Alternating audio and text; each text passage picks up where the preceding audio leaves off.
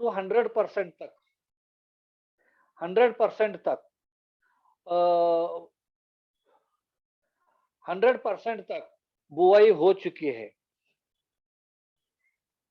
बहुत से अच्छी तरह से फसल उग के आई है। जो 2 दल जो रहते हैं, वो दल भी गिरने शुरू हुए हैं, कहीं पे गिर रहे हैं, कहीं पे गिरने शुरू हुए हैं, कहीं पे गिर के गए हैं। तो पहले एक ध्यान में रखना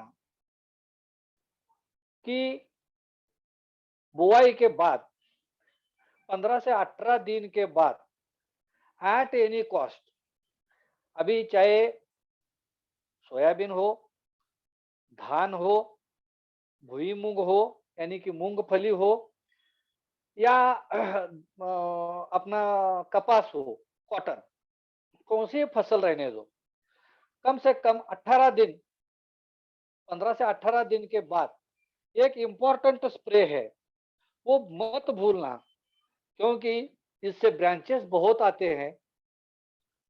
स्टार्ट और ग्रो अप 200 मिली 100 लीटर पानी में डाल के इसका इसका छिड़कावा कर दो।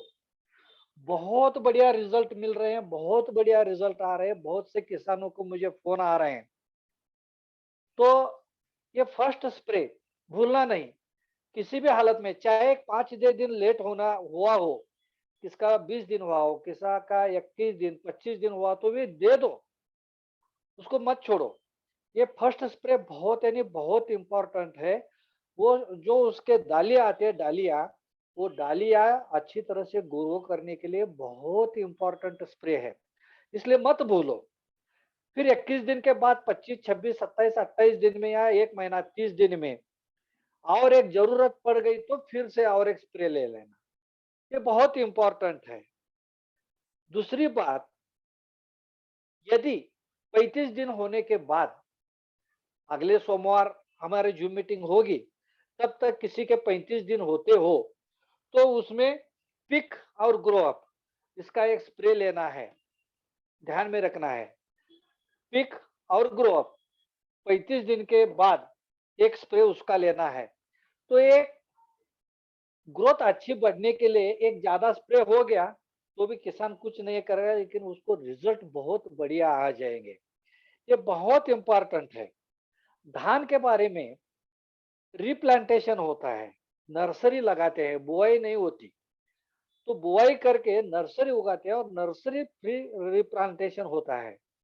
रिप्लांटेशन होने के बाद बराबर 10 या 11 दिन के बाद एक स्प्रे होना जरूरी है। बहुत इंपॉर्टेंट है, नहीं बहुत इंपॉर्टेंट है। धान रिप्लांटेशन होने के बाद थोड़ा पीला पड़ जाता है, उसकी ग्रोथ स्टॉप हो जाती है, क्योंकि उसको जड़े, नए जड़े जब तक नहीं तैयार होते नीचे, तब तक धान की ग्रोथ अच्छी नहीं होती। और नए जड़े अच्छे आने के लिए भाइयों, नीचे से 1 एकड़ के लिए सॉइल अपना प्लस देना है और एक स्प्रे लेना है। ये धान में बहुत ही नहीं बहुत इंपॉर्टेंट है। फिर बाली, बड़ी बाली निकालना है, फिर कैसे आगे करना है, वो 45 दिन के बाद है, 40 दिन के बाद है, उसको अभी 10-15 दिन अभी बाकी है, तो तब हम उसका थोड़ा सा उसके ऊपर हम बोल सकते हैं। लेकिन आज के इस वक्त में, अभी के वक्त में अच्छी ग्रोथ के लिए कपास हो, सोयाबीन हो, धान हो, मूंग हो, उड़द हो, या अपना सोयाबीन, सोयाबीन, कपास, धान, उड़द, मूंगफली, कौन सा भी हो, तो इनको एक स्प्रे अभी बहुत जरूरी है। एक स्प्रे दे दो। बहुत से अभी सतारा एरिया में है, सांगली एरिया में बहुत अच्छे रिजल्ट आए हैं, बहुत किसान खुश हैं, अच्छे रिजल्ट आ रहे हैं, तो भाई एक स्प्रे उनको दे देना। नंबर 2, अभी क्या हो रहा है, बारिश का दिन है और काले धब्बे वाले रोग आ रहे हैं।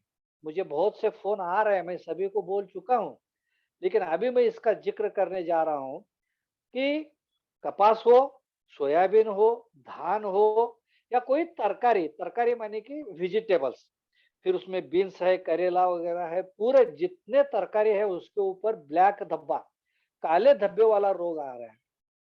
ये काले धब्बे वाला रोग क्या होता है, ध्यान में रखना। पहली बात हमेशा ध्यान में रखना, कौन सी ही बीमारी पर, कौन से ही रोग पर, चाहे इंसान की हो, मानव की हो या अपने फसल की हो, कौन से ही रोग के ऊपर दवाई 50 या 60% काम करती है और फिर उर्वरक पे 40% 50% क्या काम करता है, तो उसको पथ्य बोलते हैं, पथ्य। अभी हिंदी में उसको क्या बोलते हैं मुझे अच्छी तरह से मालूम नहीं है, मराठी में उसको पथ्य बोलते हैं। पथ्य यानी क्या? देखो, आपको खांसी लगी है, खांसी जोर से खांसी है, आप डॉक्टर के पास जाते हो, डॉक्टर क्या बोलते हैं, ये इतनी दवाई ले लो, सुबह दोपहर शाम ले लो, और एक 2-3 दिन खट्टा या बहुत ठंडा तेल वाला, यानी कि फ्राई किया हुआ कुछ भी मत खाओ। ये जो बोलते हैं डॉक्टर, खट्टा, तीखा, तेल वाला, फ्राई किया हुआ और बहुत ठंडा आइसक्रीम ऐसा मत खाओ खांसी के लिए, ये जो बोलते हैं उसको मराठी में पथ्य बोलते हैं। हिंदी में क्या बोलते हैं मुझे मालूम नहीं, आप मुझे समझ लो, वो मुझे याद नहीं आ रहा वर्ड उसका। तो ये पत्य जो होता है वो बहुत इंपॉर्टेंट, यानी बहुत इंपॉर्टेंट होता है, और फसल के रोग के भी यही पत्य होते हैं। फिर ये ब्लैक धब्बे वाला जो बैक्टीरियल डिसीज है, वो जीवाणुजन्य करपा बोलते हैं उसको, मराठी में करपा बोलते हैं।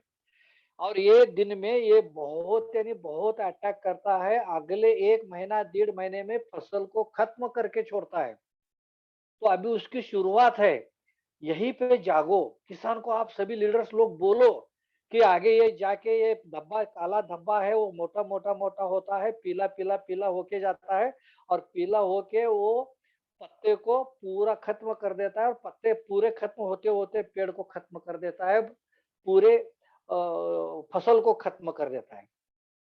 फिर ये आता है कब? ये बैक्टीरियल डिसीज हमेशा ध्यान में रखना, हमेशा हमेशा ध्यान में रखना, ये 3 कारण से आता है। ये आने की वजह जो है उसकी उसकी फेवरेबल कंडीशन है, वो 3 है। 3 कौन से? बा, बा, को, ध्यान में रखना, ये तुम्हारे कंप्यूटर में फीड कर लो, किसके पास यदि पेन डायरी है तो लिख लो, बा को, BA, बा, बा को। ये बाबा को क्या है? बा को, बा यानी बादल, दूसरा बा यानी बारिश, और को यानी कोहरा। बादल, बारिश और कोहरा, ये कंडीशन जब होती है, मानो 100% ये बैक्टीरियल डिसीज आता ही है, आता ही है। तुम कितना भी ये करो, ये आता है। और जब जब बादल, बारिश, कोहरा दिखाई देगा, आपको चालू होगा, तो आपको एट एनी कॉस्ट आपको छिड़काव की बहुत जरूर होती है, नहीं तो अगले 1 महीने में पूरा फसल खत्म हो जाता है, पूरा फसल सूख जाता है, पत्ते सूख जाते हैं, बहुत यानी बहुत नुकसान होता है। फिर ये बाबा को हमेशा ध्यान रखना। फिर क्या स्प्रे करना है? उसके लिए अपना जर्म है, जर्म, ये बैक्टीरियल डिसीज के लिए जर्म है। ये देखो काले धब्बे वाला मैंने इसमें पिक्चर दिखाया है, ये जर्म है। ये जर्म है 150 ml, जर्म 150 ml, और उसके साथ ब्लू कॉपर, ये कंडीशन में इसके साथ ब्लू कॉपर दे दो, ये ब्लैक धब्बे वाला डिसीज जगह पे स्टॉप हो जाता है। यदि ऐसी कंडीशन रही 8 दिन 10 दिन, तो फिर 8 दिन से और एक आपको रिपीट करना ही है। आप नहीं बोलना कि 8 दिन के पहले 4 दिन के पहले हमने स्प्रे किया है, अभी क्या जरूरत है। क्योंकि क्या बोलता हूं मैं, समझो हमारे घर में एक छोटा बच्चा है, 4th-5वीं कक्षा में पढ़ता है। उस बच्चे को यदि बुखार आ गया, सर्दी खांसी थोड़ी सी हो गई, तो हम क्या करते हैं, डॉक्टर के पास लेके जाते हैं, डॉक्टर कोई ट्रीटमेंट देते हैं, दवाई देते हैं। दवाई देने के बाद 2 दिन में बच्चा अच्छा हो जाता है, और बच्चा अच्छा होने के बाद बुखार खांसी पूरी खत्म होने के बाद फिर 8-10 दिन से उसको फिर से बुखार आ गया, तो हम बोलते हैं क्या, 8 दिन के पहले दिखाया था, अभी क्या जरूरत नहीं, हम तुरंत भी उसको बच्चे को लेके जाते हैं हॉस्पिटल, डॉक्टर के पास। फसल का ही सेम ऐसा ही है भाइयों, फसल का सेम ऐसा ही है। यदि 8 दिन के बाद फिर बारिश बादल कोहरा आ गया, फिर कोई नए धब्बे दिखाई दे, तो आपको फिर से और एक स्प्रे करना ही होगा। एक है। नंबर 2, आपने जो कि फसल है, कौन-सी रहने दो, यानी तरकारी रहने दो, सब्जियाँ, हर एक कौन-सी सब्जियों वाली रहने दो, यानी जितने मैंने अभी बोला ये सभी फसल रहने दो। फिर अनार है, अंगूर है, कौन-से भी फसल रहने दो। इसको इसकी इम्यूनिटी पावर अच्छी रखो और इसके लिए मैं बोल रहा हूँ कि आपने 2 स्प्रे जो है, वो इम्यूनिटी पावर बढ़ाने के बहुत बढ़िया काम करते हैं। और इस वक़्त हमारा जो सॉइल प्लस दिया, तो खाने वाले मुँह ज़्यादा बढ़ते हैं और खाने वाले मुँह ज़्यादा हो गए, तो एब्ज़ॉर्प्शन बहुत अच्छा बढ़िया होता है। खाद और पानी बहुत अच्छी तरह से उठाते हैं। आप अपना खाद जो इतना अच्छा तैयार होता है पान में, लीफ में, पत्तों में, इतनी अच्छी खाद तैयार होती है, स्टोरेज अच्छा होता है, हमारे पौधे, हमारी फसल पहलवान होती है, बॉडी बिल्डर जैसा। और इसीलिए हमारे फसल के ऊपर यदि आपकी इम्यूनिटी पावर अच्छी हो फसल की, तो ये रोग बहुत जल्दी नहीं आते। इसलिए ध्यान में रखना, black spot bacteria, black spot bacteria, ये मैं 2 दिन का जो अपना एलडीपी रहता है, ये एलडीपी में मैं लेता हूँ, ये ब्लैक स्पॉट बैक्टीरिया वगैरह, बाब को ये सभी हमारे एलडीपी में रहता है। मैं अभी ये ले रहा हूँ। तो black spot bacteria, bacteria germ, ये हमेशा ये फॉर्मूला ध्यान में रखना। किधर भी जाओ तुम, किधर भी जाओ फसल में, कहीं भी जाओ, फार्मर के पास, किसान के पास जाओ, यदि ब्लैक स्पॉट वाला दिखाई दिया, black spot bacterial disease germ, ये इसका फॉर्मूला है, वो हमेशा ध्यान में रखना और इसका स्प्रे दे दो। उसके साथ साथ इम्यूनिटी पावर अच्छी रखो। इम्यूनिटी पावर के लिए अभी ये स्टेज में स्टार्ट और ग्रो अप का एक स्प्रे अच्छा दे दो। यदि आवश्यकता हो तो और एक स्प्रे दे दो, कुछ भी ये नहीं होगा। और एक स्प्रे दिया तो बहुत बढ़िया रिजल्ट फिर से आएंगे, इम्यूनिटी पावर अच्छी होगी। ये बैक्टीरियल डिसीज है, बहुत यानी बहुत नुकसान करता है, ये बैक्टीरियल डिसीज बहुत नुकसान करता है। मुझे हमारे सातारा के एक लीडर है, बहुत बढ़िया उनका काम चल रहा है। तो उनका फोन आया था मुझे दोपहर में। खीरा रहता है, खीरा, ककड़ी ककड़ी बोलते हैं उसको, कुकुम्बर। ये कुकुम्बर के ऊपर उनके स्पॉट स्पॉट स्पॉट धब्बे धब्बे धब्बे धब्बे आए हैं। तो मैंने उनको खोद खोद के मैं पूछ लिया, डीप में पूछ लिया। तो उन्होंने एक 6-7 दिन 8 दिन, युवराज शिंदे बोल के लीडर है, युवराज शिंदे सर, युवराज शिंदे सर जी का बहुत अच्छा काम चल रहा है। तो मैं खोद खोद के पूछने के बाद उन्होंने बोल दिया कि 8 दिन पहले उन्होंने वही सोयाबीन के फसल के ऊपर मिट्टी में, जमीन में वीडीसाइड का वापर किया है, वीडीसाइड का खरपतवार नाशक। तो उसका उन्होंने यूज किया है, तणनाशक बोलते हैं उसको, वीडसाइड। तो उसका स्प्रे किया है और वो स्प्रे करने के बाद उसके ऊपर स्कॉर्चिंग आया है। स्कॉर्चिंग आने की पत्ते जलते हैं, ऐसे ब्लैक ब्लैक धब्बे पड़ते हैं और उसका कारण अलग है। वो ब्लैक धब्बे यानी कि वो बैक्टीरियल डिसीज नहीं है, वो साइड इफेक्ट है, उसके ऊपर आया हुआ स्कॉर्चिंग है, वो जलन है दवाई की। और उस वजह से फसल बहुत कमकुवत होती है, बहुत वीक होते हैं फसल। और इसी वक्त उसके अंदर जो काम करता है वीडीसाइड पत्ते के अंदर, और उस वक्त पानी का स्प्रे दिया तो वो बूस्टर डोज लगता है। और बूस्टर डोज यदि उसको लग गया तो पत्ते, फसल और सूखने शुरू होती है। इसलिए यदि खरपतवार नाशक, तणनाशक या वीडीसाइड का स्प्रे किया हो, तो उसमें 8 दिन तक कोई भी टॉनिक का स्प्रे मत करो। ध्यान में रखो, यानी कि यदि तुरंत आपने पीला पड़ गया इसलिए कोई टॉनिक का स्प्रे दिया, आपने ग्रो अप कर दिया, स्टार्ट कर दिया, तो अंदर जो पत्ते के अंदर वो वीडीसाइड है, तणनाशक है, खरपतवार नाशक है, उसको ये बूस्टर मिलता है, होता है। और ये बूस्टर डोज मिलने की वजह से वो खरपतवार नाशक और जोर से काम करता है और अपनी फसल को सुखा देता है। इसलिए ध्यान में रखना, कोई भी तणनाशक, खरपतवार नाशक या वीडीसाइड स्प्रे करने के बाद 8 दिन तक कोई भी टॉनिक का स्प्रे मत करो। यदि ग्रोथ थोड़ी सी कम हो गई तो चलेगी, लेकिन फसल पूरा सूख जाएगी, फसल जल जाएगी। ओके, ये रहा अपना ब्लैक स्पॉट बैक्टीरिया के बारे में। अभी एक बहुत बड़ी समस्या चल रही है सभी जगह पे। फूलों का गिरना बहुत जगह में बहुत बढ़िया बड़े पैमाने पे चल रहा है, फ्लावर ड्रॉप हो रहा है और किसान बहुत ट्राई कर रहा है फ्लावर ड्रॉप होने का, उसके ऊपर इलाज करने का, उसके ऊपर मरम्मत करने का, उसके ऊपर स्प्रे कर रहा है। उसको बाहर जो जो लोग जो जो बोलेंगे वो सभी वो ट्रीटमेंट दे रहा है, सभी ट्रीटमेंट वो कर रहा है, लेकिन फ्लावर ड्रॉप नहीं रुक रहा और रुकने वाला भी नहीं है। वो रुकने वाला भी नहीं है। क्यों? या हमको उसके पीछे की हिस्ट्री ही मालूम नहीं होती। किसान कब जागा होता है, जग जाता है। ये फ्लावर ड्रॉप बहुत होने के कारण, फ्लावर ड्रॉप बहुत शुरू होने के कारण, तब उसी वक्त किसान जग जाता है और वो सभी लोगों को पूछने शुरू करता है, अरे हमारे यहाँ बहुत फ्लावर गिर रहा है, बहुत फ्लावर ड्रॉप हो रहा है, क्या करना है। फिर इधर उधर घूमता है, वो ये दुकान वाले जो ले देते हैं वो ला के वो छिड़काव करता है, लेकिन उसका कुछ भी नहीं असर होता और होने वाला ही नहीं है। क्यों? क्योंकि उसके पीछे का जो इतिहास है, हिस्ट्री है, वो जान लेना बहुत जरूरी है। देखिए,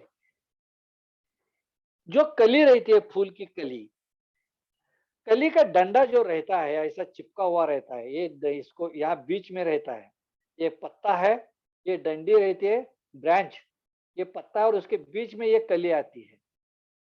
ये कली का डंडा जो है उसके ऊपर कोहरे का पानी, बारिश का पानी चिपक जाता है यहाँ पे उस कली के डंडे को, और चिपक जाने के बाद रात में 6 7 8 घंटा वो पानी वैसे ही वहां पे गीला गीला रहा। दूसरे दिन ऐसा ही रहा, तीसरे दिन ऐसा ही रहा, तो वहां पे फ्यूजारियम विल्ट नाम का फंगस डेवलप होता है। ये फंगस डेवलप होने के बाद वो बहुत उसका मल्टीप्लिकेशन होता है। मल्टीप्लिकेशन होने के बाद ये हरी डंडी पीली पड़ने लगती है। पीले पड़ते पड़ते वो लाल होती है थोड़ी सी, और थोड़ा लाल होने के बाद वो चॉकलेटी कलर होता है, और चॉकलेटी कलर होने के बाद वो काला पड़ता है, और काला कलर होने के बाद वो फूल कली या फूल जो है वो गिर जाता है। अभी ये प्रोसेस जो है, यहां से पानी चिपकने के बाद फ्यूजारियम फिल्ट का फंगस निर्माण होने के बाद वहां से लेके हरा डंडे डंडी जो डंडी है उसकी हरी है, हरी से पीली, पीली से चॉकलेटी, चॉकलेटी से काली, काली होने के बाद फूल गिरना, ये पूरा प्रोसेस को 10 से 12 दिन लगते हैं, या 13-14 दिन भी लग सकते हैं। यदि ऐसा हो गया तो हम जगते हैं फूल गिरने के बाद, फूल गिरना शुरू होने के बाद हम जग जाते हैं, किसान जग जाता है, लेकिन उसका असर जो है 10-15 दिन पहले हुआ होता है। और जब यहाँ पे वो सड़ने लगता है, फ्यूजारियम विल्ट नाम का फंगस डेवलप होने लगता है, वो सड़ने लगता है, उसकी प्रोसेस 10-12 दिन चलती रहती है और फ्लावर गिरने को शुरू होते हैं, तब हम जगने शुरू होते हैं। और जग जाने के बाद हम बहुत ट्राई करने शुरू होते हैं, लेकिन 10-12 दिन में कितने फूल जो है वो फंगस लगने से यहाँ से सड़ने चालू होते हैं, वहां वो वीक होते हैं, पीले पड़ के काले होते हैं, वो गिरना शुरू होता है। और वो जो सड़ना शुरू होता है उसके ऊपर ये धरती पर अभी कौन से भी कंट्री में दवा नहीं है। इसलिए भाइयों ध्यान में रखना, यदि कोहरा या बारिश के बाद फ्लावरिंग उस टाइम है और उसी वक्त जब वहां पे पानी रहने का जब ये शुरू होता है, फिर उसमें टोमेटो हो, मिर्ची हो, सोयाबीन हो, कपास में तो बहुत ज्यादा होता है। और ये कारण होने से फ्लावर ड्रॉप होने से बहुत यानी बहुत नुकसान होता है। फिर उसके लिए हमको क्या करना है, हमारा जो जर्म है, ये जर्म, उसके साथ कैप्टा बाहर मिलता है 100 ग्राम, जर्म 150 ग्राम और कैप्टप 100 ग्राम, 100 लीटर पानी में मिला के स्प्रे कर दो। और अभी इस बारिश के दिन हर एक स्प्रे में स्पार्क होना ही है, क्योंकि हमारा स्पार्क जो है 1 mm का ड्रॉप 43 या 46 mm तक वो फैला देता है। इसलिए सभी और वो दवाई हमारी लग जाती है, चिपक जाती है। इसलिए रोग कंट्रोल करने में बहुत यानी बहुत आसान होता है, बहुत यानी बहुत आसान होता है।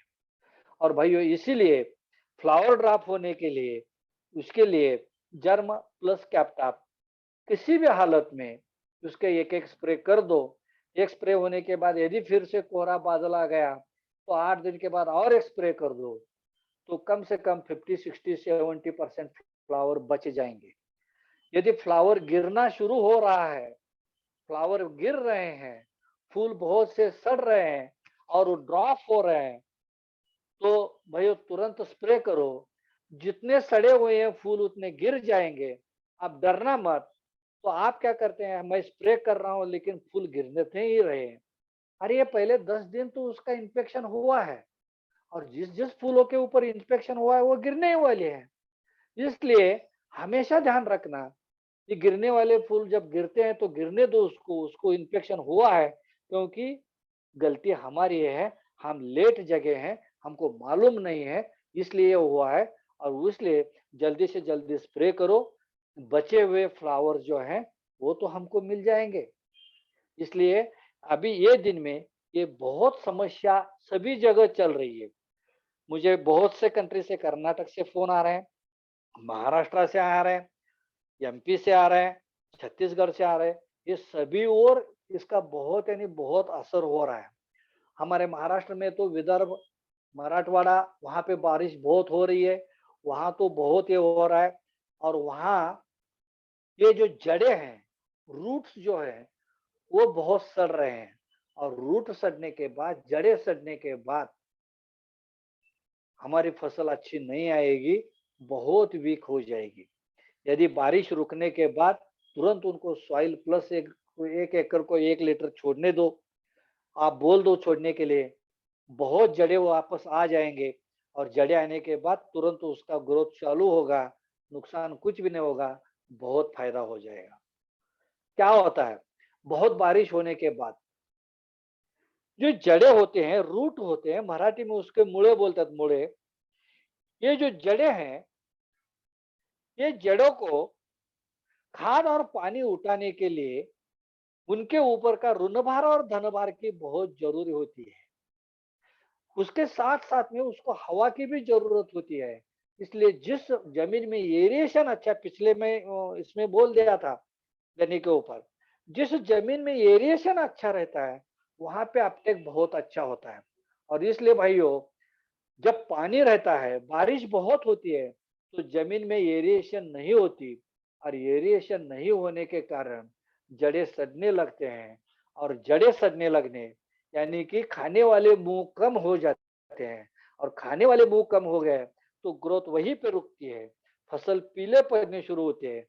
तब आप तुरंत बारिश रुकने के बाद सॉइल प्लस 1 लीटर, 1 एकड़ के लिए 1 लीटर का आप छोड़ दो, आपको बहुत बढ़िया रिजल्ट आएंगे।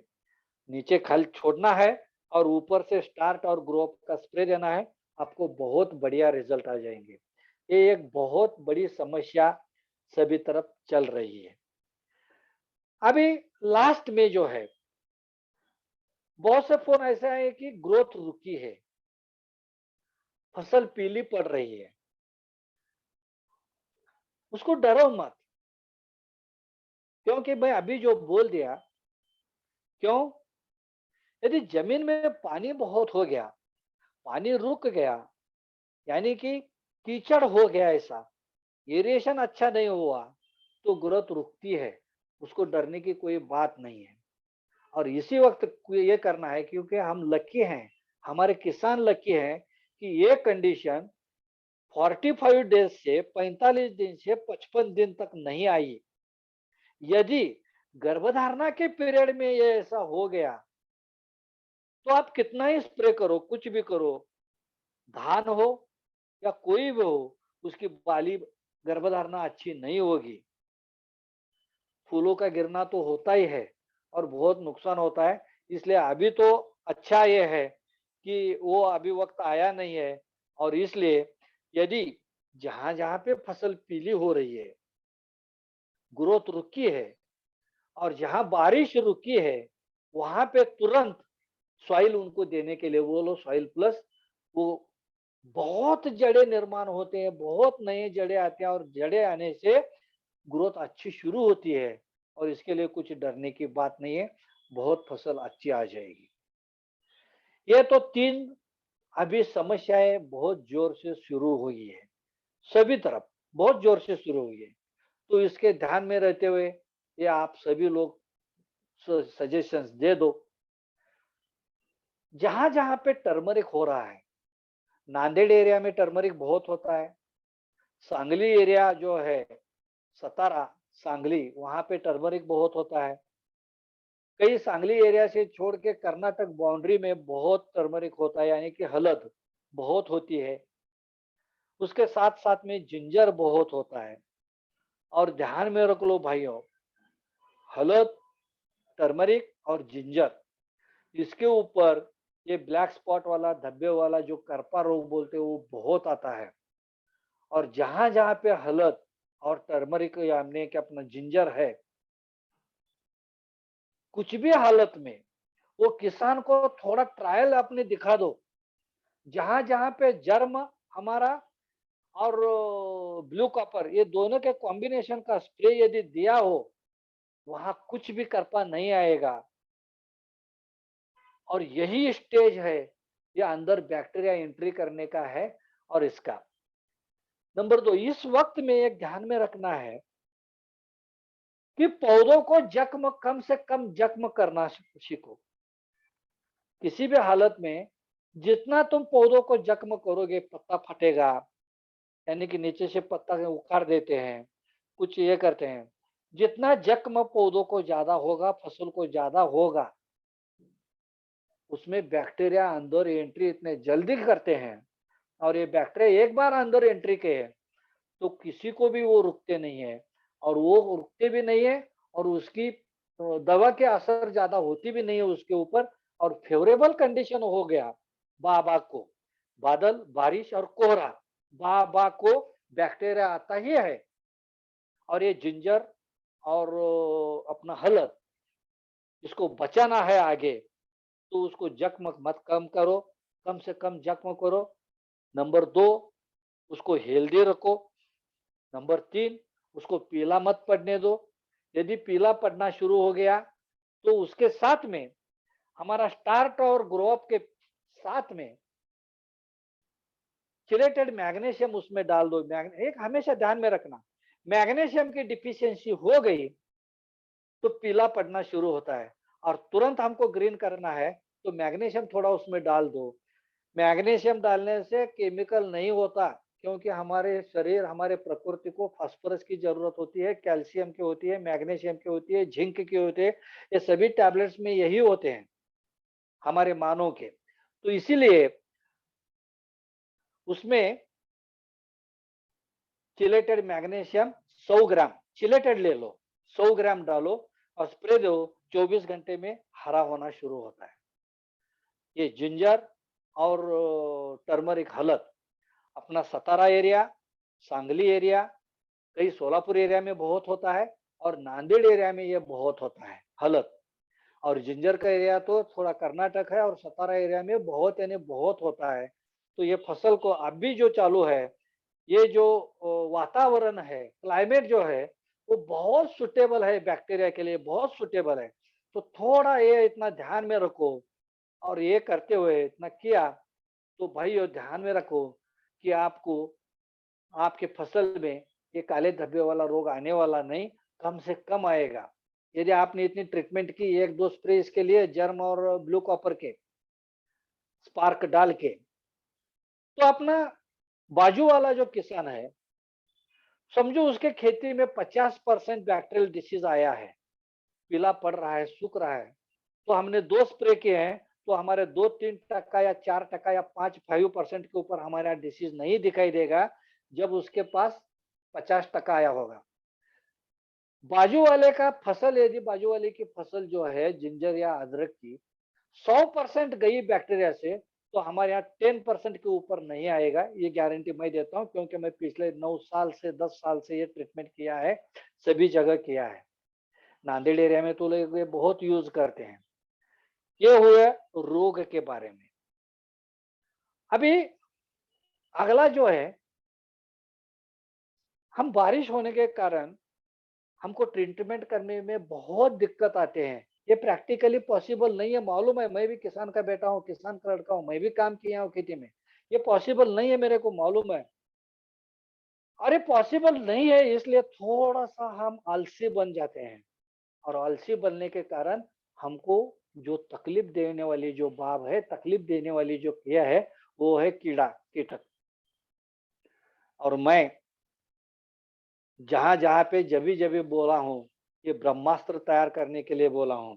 और ये ब्रह्मास्त्र, आप किसी भी इसमें, आप ब्रह्मास्त्र का एक स्प्रे लेना बहुत जरूरी है। यदि एक बार कीड़ा अंदर लग गया, उसके स्टेम में, पौधे का जो स्टेम रहता है, उसको मराठी में खोड़ बोलते हैं, वहां तक अंदर जब गया, तो उसको वो थोड़ा सा कमकुवत कर दिया, तो पौधा बहुत कमकुवत होता है, बहुत वीक होता है, बहुत नुकसान होता है। तो इसीलिए एक ब्रह्मास्त्र का स्प्रे करना बहुत, यानी बहुत इंपॉर्टेंट है। एक बार खुल के बोलता हूँ, ब्रह्मास्त्र क्या है? गोमूत्र, गाय का यूरिन, गोमूत्र 250 ml, नीम का तेल 5000 ppm या 10,000 ppm का 100 मिली, और उसमें हमारा हंट मिलाइए। ये इल्ली नाशक है, बहुत बेहतरीन असर होता है, करता है, बहुत बेहतरीन असर होता है इससे, ये इल्ली का। तो ये 125 ml मिलाना है, और उसमें एक बार क्लोरो डालो, फर्स्ट एक बार क्लोरो डालो, 150 ml 100 लीटर पानी में, और इसका मिश्रण करके, अभी 2 दिन में अमावस्या आ रही है, मुझे लगता है गुरुवार दिन अमावस्या हो, बुधवार या गुरुवार दिन है, मुझे मालूम नहीं है, लेकिन यह 1-2 दिन में है। बहुत से किसान के फोन आ रहे थे, अमास आ रहे हैं, हम क्या करें क्या करें, मैं बोला उनको स्प्रे आप कर दो, एक स्प्रे। ये फसल के ऊपर स्प्रे करने के बाद, हमारे जो बाउंड्रीज रहते हैं, खेती की बाउंड्रीज, यानी फसल है, फसल के बाजू में जो बाउंड्री रहते हैं, उसको मराठी में बांध बोलते हैं, कई कई छोटे बड़े कई पेड़ रहते हैं, तो ये कीड़े उड़ के उधर बैठ जाते हैं। तो थोड़ा सा साइड से जब हम जाते हैं स्प्रे करने के लिए, तब ये बांध जो रहते हैं, हमारे बाउंड्रीज रहते हैं, उसके ऊपर भी आप थोड़ा सा अच्छी तरह से स्प्रे करो, और कीट को कंट्रोल में रखो। ध्यान में रखना है, सोयाबीन हो, कपास हो, मूंगफली हो, उड़द हो, मूंग हो, या कौन सी फसल हो, उसके अच्छी ग्रोथ के लिए हमारा स्टार्ट और ग्रोथ, ये बहुत इंपॉर्टेंट है। उसका एक स्प्रे दे दो। यदि एक स्प्रे हुआ है, कंडीशन ऐसी रही, तो 8 दिन के बाद और एक स्प्रे देने बोलो, किसान बहुत खुशी से देगा, क्योंकि उसको रिजल्ट अच्छे मिलते हैं। तो उसको ये देना है। अगले सोमवार आने तक, अगले सोमवार आने तक यदि किसी का 35 दिन हो के आगे जा रहा है, तो उन्होंने पिक और ग्रो अप 250-250 ml का स्प्रे देना है। ये ग्रोथ के बारे में हुआ। नंबर 2, ये बैक्टीरियल डिसीज है। बैक्टीरियल डिसीज हमेशा ध्यान में रखना, बा को, बादल, बारिश, कोहरा, बा को, और उसका क्या है, black spot bacteria. Black spot bacteria, ये धरती के ऊपर खाली 3 ही प्रकार के रोग हैं, ज्यादा रोग फसल के ऊपर नहीं है, बिल्कुल नहीं है। और वो 3 में एक है फंगल डिसीज, दूसरा है बैक्टीरियल, और तीसरा है वायरल। ये 3 ही है, 3 छोड़ के कौन सी भी नहीं है। फिर फंगल डिसीज में और 2-3 रोग होते हैं, ये सूखना, सड़ना, अपना उसको ये बोलते हैं हम डाउनी मिल्ड्यू, पाउडरी मिल्ड्यू, तो ये फंगल में आते हैं। और बैक्टीरिया जो है वो काला धब्बा, ब्लैक स्पॉट बैक्टीरिया, वो इतना हमेशा ध्यान में रखना। और वो आने का जो कारण है, वो आने का कारण है उसको फेवरेबल कंडीशन जो है वो बाबा को यानी बादल बारिश कोहरा, हमेशा कंप्यूटर में फीड करके रखो। बाबा को बादल बारिश कोहरा, ब्लैक स्पॉट बैक्टीरिया, फिर उसके ऊपर क्या, germ plus blue copper, germ plus blue copper देना शुरू करो। भाइयों तुम्हारे यहाँ बिल्कुल रोग नहीं आएगा, गारंटी मैं देता हूँ। नंबर 2, नंबर 3, फ्लावर ड्रॉप, फूलों का गिर जाना, फूल गिरना। तो आपको मैं बोला हूँ यही भी बादल से या कोहरे का पानी रहना या बारिश का पानी रहना, जो कली होती है फ्लावर की डंडी होती है उसके ऊपर रहना, 2-3 दिन उसमें पानी गीला वैसे ही डंडी रहेगी तो वहां पे फ्यूजन विल्ट आती है, का फंगस निर्माण होता है। वो फंगस का मल्टीप्लिकेशन होता है, वो अंदर तक जाता है।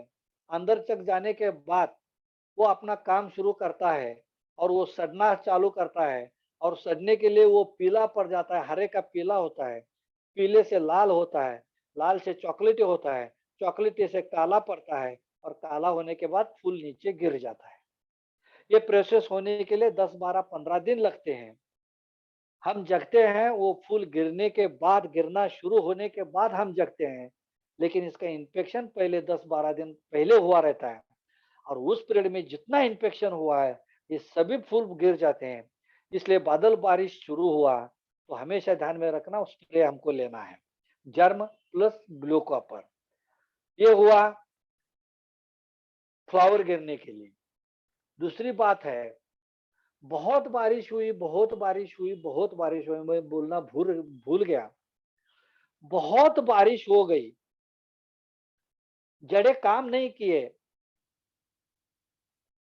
धूप अच्छी नहीं मिली फसल को, प्रकाश संश्लेषण क्रिया अच्छी नहीं हुई, तो पौधा, हमारी फसल अच्छा खाद नहीं निर्माण करती। और यदि अच्छा खाद नहीं निर्माण हुआ तो पेड़ कुमकुवत हो जाता है, पेड़ वीक होता है। और पौधा हमारे फसल वीक होने के बाद फिर भी यदि बादल कोहरा बारिश नहीं है और फूल गिर रहा है तो उसकी वजह वो भी होती है कि न्यूट्रिशियस डिफिशियंसी, खाद की कमतरता होना।